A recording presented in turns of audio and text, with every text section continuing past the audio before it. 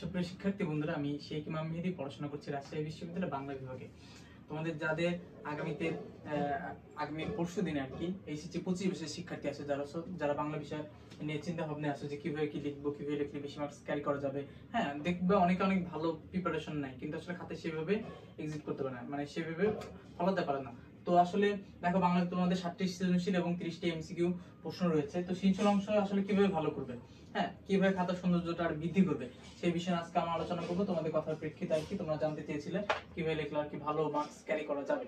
তো দেখো, খাতায়, হ্যাঁ, একটা খাতা পরিষ্কার পরিচ্ছন্ন থাকলে শিক্ষকের কি নজর কাড়ে। হ্যাঁ, যার হাতের লেখা যতই খারাপ হোক আর কি, কিন্তু সে যদি একটু গুছিয়ে লিখতে পারে, সে যদি একটু পরিষ্কার পরিচ্ছন্ন লিখতে পারে, সে কিন্তু ভালো মার্কস পাওয়া সম্ভব, হাতের লেখা খারাপ হওয়া সত্ত্বেও।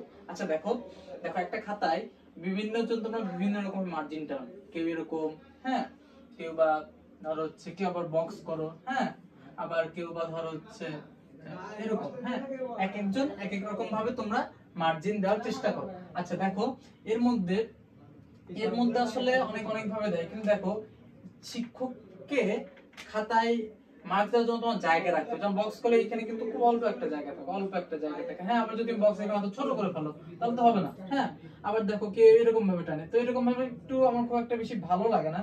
হ্যাঁ, তো এটাও না, আমি তোমাদের এটা প্রিফার করবো। হ্যাঁ, যে শিক্ষকরা যেন এখানে মার্কস দিতে পারে, হ্যাঁ, এখানে মার্কস দিতে পারে। আচ্ছা দেখো, তো এখন কথা হচ্ছে তোমার প্রশ্ন তো খাতা মার্জিন তো দিলে, এবার প্রশ্নগুলো লিখবা কিভাবে। হ্যাঁ, প্রশ্নগুলো লিখবা কিভাবে, দেখো আমি তোমাদের এটা প্রিফার করলাম। হ্যাঁ, আচ্ছা, তোমাদের একটা খুব ভালো জিনিস শেখায়, তোমার সারা জীবন ধরে শিখে আসছো কি, 1 নম্বর, দুঃখিত 1 নম্বর না, 1 নং প্রশ্নের উত্তর। আচ্ছা, এই যে 1 নং প্রশ্ন তো তোমার সারা জীবন ধরে শিখে আসছে, 1 নং প্রশ্ন তো 1 নং প্রশ্ন উত্তর। ভাই, নং বলতে কোনো শব্দ নেই, কি নং বলতে শব্দ, তোমাদের যত যেখানে যাই ইচ্ছে তাই বল।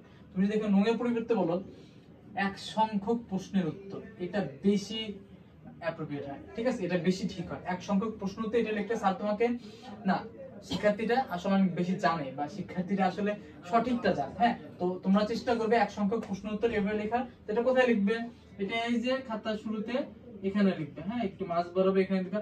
আবার অনেকে আছে তোমরা যারা হচ্ছে বিশেষ করে মেয়ে শিক্ষার্থী, তোমরা কি বিভিন্ন কালার পেন ইউজ করো।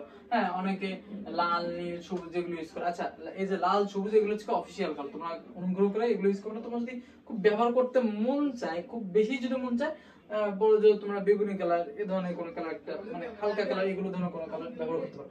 এখানে লিখবো কি 1 সংখ্যক প্রশ্নের উত্তর, ঠিক আছে, 1 সংখ্যক প্রশ্ন উত্তর। আচ্ছা, 1 সংখ্যক প্রশ্ন উত্তর লিখে এখন তোমাদের 4টা কি, ক, খ, গ, ঘ, ঠিক আছে, এখানে সুন্দর করে লিখবা 1-এর ক, ঠিক আছে। তারপর যে তোমার যদি কালো কলম দাও, কালো কলম সবচেয়ে ভালো হয়, কালো কলম দাও। আর যদি কেউ একটুখানি রঙিন কালি ইউজ করো, হ্যাঁ, সেক্ষেত্রে করতে পারো, ঠিক আছে। 1-এর ক, তারপরে লিখলা 1 লাইন, বড় জোর 2 লাইন, তারপর 2-এর ক। এই 2-এর কটা তোমরা এই পেজে শেষ করবা, এই পেজে শেষ করে মোটামুটি 4-5 লাইন তোমরা লিখলা। আচ্ছা, এরপর আর এই পেজে কোনো কিছু লিখবা না, ঠিক আছে। এরপর এই পেজে কোনো কিছু, তারপর পরবর্তী একটা পেজে গেলা, হ্যাঁ, পরবর্তী একটা পেজে গেলা, তারপর আবার দেখো 3-এর গ লেখা শুরু করলা। আচ্ছা, 3-এর গ এখান থেকে লেখা শুরু করলা। লেখা বললাম তো, একটু লেখা যতই খারাপ হোক, যতই হোক, একটু ভালো মতো স্পেস দিয়ে লিখবা, ঠিক আছে। 3-এর গ এই পর্যন্ত, আর সবচেয়ে ভালো একটু প্যারা করে লিখবে, ঠিক আছে। তাহলে এখানে একটা প্যারা লিখছো, তারপর এখানে ফাঁকা রাখলে, হ্যাঁ, ফাঁকা রাখলে। আচ্ছা, তারপরে 3-এর গ মোটামুটি 1 পেজ লিখবা। হ্যাঁ, 1 পেজ লিখো, অপর পৃষ্ঠায় গিয়ে পরে একটা প্যারা দিবা।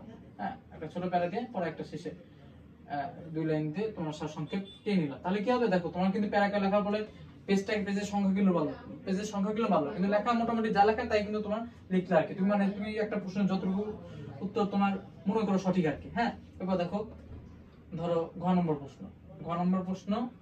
প্রশ্ন মিনিমাম 2 পেজ লিখবা। কিভাবে লিখবা ভাইয়া, প্রথমে প্রশ্নের শিরোনাম, হ্যাঁ, তারপর প্রশ্নের যে সামগ্রিক বিষয় আছে সেগুলো একটা প্যারা করবা। হ্যাঁ, এই হচ্ছে প্রথম পেজে 2টা প্যারা গেল।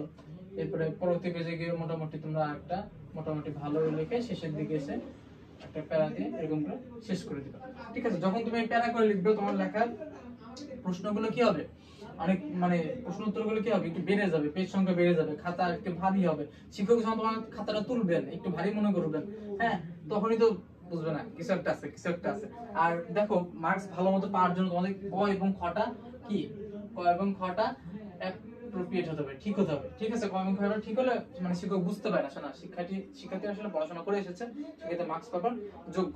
তো এই হচ্ছে সৃজনশীল একটা টেকনিক মোটামুটি তোমাদের। এরপরে তো একটা ভিডিও আপলোড করবো বাংলা সেকেন্ড পেপার, তোমরা কিভাবে অ্যান্সার করবো, কিভাবে অ্যান্সার করতে ভালো কিছু হবে। তো সবাইকে ধন্যবাদ, ভালো থেকো।